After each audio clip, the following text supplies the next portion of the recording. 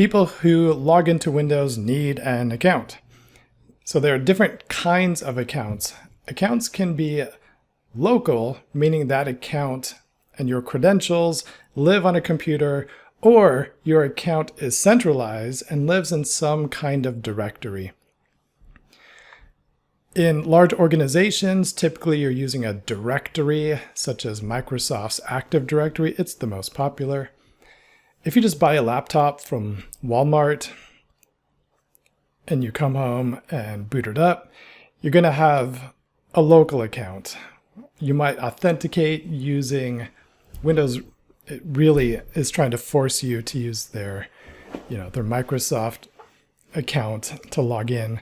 But really, all your files, everything, it's synchronized on your computer.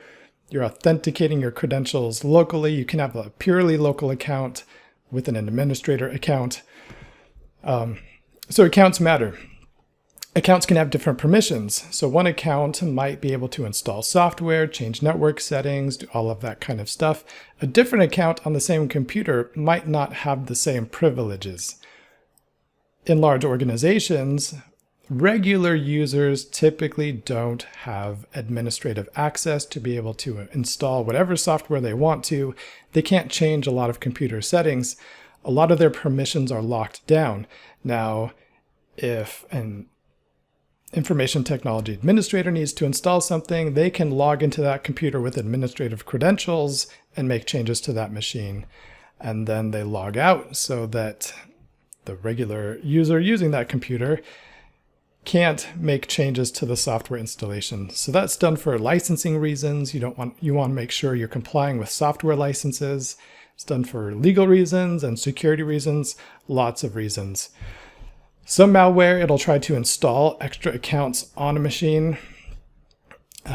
There we've got our user. This is Fred. Fred wants to install whatever he wants to install, and it might not do good things for our network. On this computer, we're going to take a look at local accounts.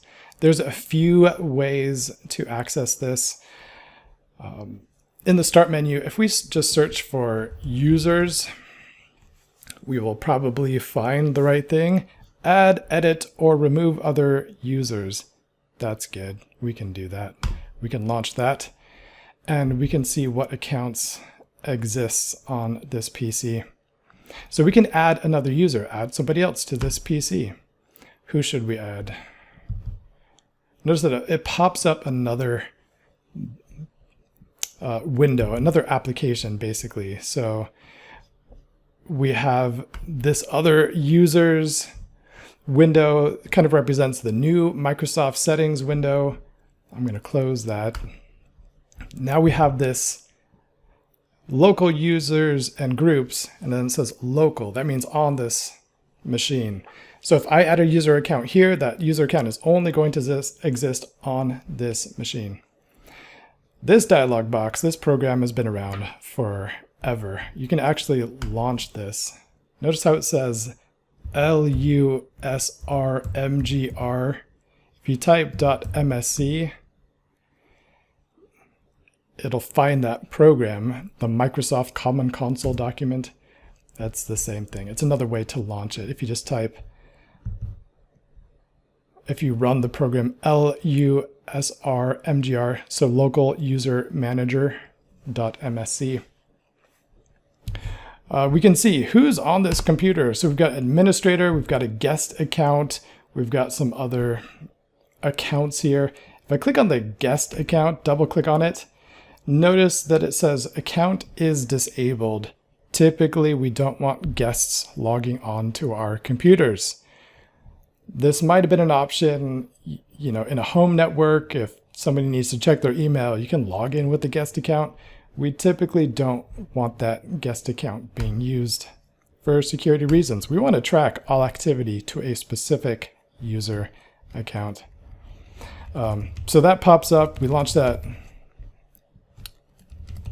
We see who's on here. Notice it's different. I took screenshots of my laptop where I had the Jim user account. So I see Jim in the screenshot here. But over here on the right in the actual user administration on this computer, I've got the administrator account. That's what I logged in with. Let's check groups, because a user can be added to different groups on a computer. Very frequently, we want to give permissions to a group and then add a user to that group. So I might have a group called accountants, and the accountants might have read and write access to a reports folder. Instead of granting every single individual user access to that reports folder, I can just give access to the accounting group.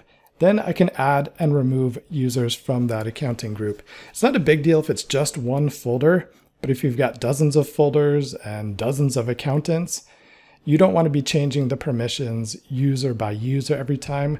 We want to rely on groups. So let's take a look at the administrators group. And not shockingly, as members of this group, we have the administrator account. Don't want to remove that. That would cause a few problems for you. Might have to recreate your virtual machine. We're just checking the ownership. So double click on any of these groups and you can see the ownership. Some of these groups are used for services. So we have this IIS_IUSRS group. And if we look at the description, I'll expand this. It tells us it's used by Microsoft's Internet Information Services. That's the name of the software of Microsoft's web server. So if we install that service on this server, the members of that group will have access to read and write website files. It's typically used behind the scenes. If we double click on it, we see we've got like a built-in account. This isn't something that you're going to log in with, but this is used by Windows in the background in order to serve those websites. So let's go back to our users. Let's create a new user. So to create a new user, I can right click here in an empty spot and say new user, or I can say action with users selected. If I say action, I can say new user. It's going to do the same thing. Couple ways. Or I can, third way, if I right click on users, I can click new user. So 3 ways to get to this same spot. So I'll add a new user. Jimbo. Full name, Jimbo McJimbo. Description, test employee. What's my password? PA. You have to make it somewhat complex, otherwise it won't pass the security settings. P@SS word 1. P@SS word 1. And we can see some of these options. User must change password at next login. If I'm the administrator, I don't want to know that person's password. I only want them to know it. So I might give them a temporary password so that when they log in, Windows will prompt them and saying, hey, you got to change your password. If I uncheck that box, sometimes this can be important. Like if I'm setting this up if I'm setting up this account to be used by an application or a service, maybe I don't want that password to be changed because it's not being used like a regular user account. Maybe I want to say, like, don't let this person change their password. And it's not going to expire. You just need to be aware that those are options here. So I'll create that person, close. There I've got my Jimbo McJimbo, my test employee. And so does that person have a folder? Well, not yet. So if I go to see users, I don't see Jimbo here because Jimbo hasn't logged in. However, we haven't granted access for Jimbo to log in remotely to this server, so Jimbo's not going to be able to log in right now, and that's fine.